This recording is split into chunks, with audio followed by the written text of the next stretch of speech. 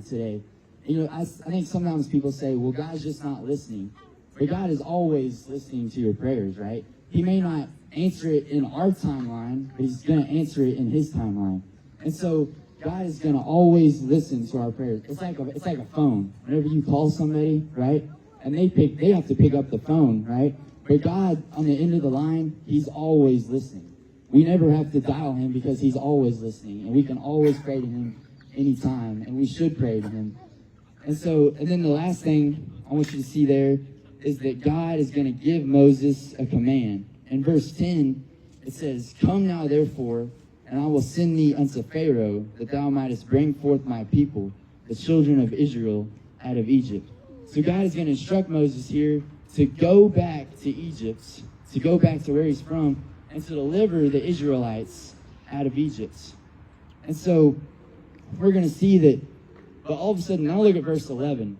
It says, "And Moses said unto God, Who am I, that I should go unto Pharaoh, and that I should bring forth the children of Israel out of Egypt?"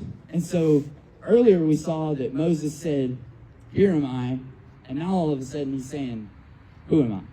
It's almost like he's saying, "Time out. I don't know if I really want to do this. I don't know if I'm ready to do this," right? And if you keep reading, I won't read it for time, but Moses is going to go on, and he's going to list some excuses for why he can't. Excuse number one he gives, there in verse 11, is that I'm not good enough. Excuse number two he's going to say in verse 13 is that I don't have all the answers. Excuse number three is that people won't believe me. Excuse number four is I'm a terrible public speaker. And excuse number five is I'm not qualified. And if we're honest, we've probably felt one of those excuses before, right? We've probably felt more than one, too, or we've had our own excuses. But you know what? Moses is going to give God these excuses for why he can't do it. But you know what? I think God needs to hear while we can, not while we can't.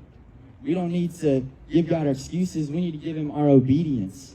And so, you know, maybe some excuses that we might give is, well, I should go to church this morning, but I feel really comfortable in my bed, and I'm just too tired.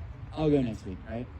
Maybe another one is, I should read my Bible, but this new TV show is on, so I don't really think I have time, right? Or I would pray, but I just don't have time. Or maybe I should invite that person to church, but they might not come, so, you know, I'll just let someone else do it. Those are all excuses that we can give, but really, we just need to follow God and to say, "Here am I." And so Moses eventually is going to follow God, but he has to give 5 excuses before he follows God. He should have said yes right away. And the question is, will you say yes right away? We've been talking about David on Sunday mornings, right? And how lessons from a king. And whenever we look at the life of David, you know, we're talking about kind of David and Goliath the past couple weeks. And all the other men in the army didn't want to go fight. They were all scared, right? And David is just going to show up and he's going to say, "Send me." You know, he wasn't even really in the army, but he's just going to say, "I can do this." Not because of what I can do, but because of what God can do. And some people even try to give David excuses for why he can't, right? His brother told him that he didn't belong, that he needed to go back and feed the sheep. Saul told him he was too young. Saul told him that he needed armor.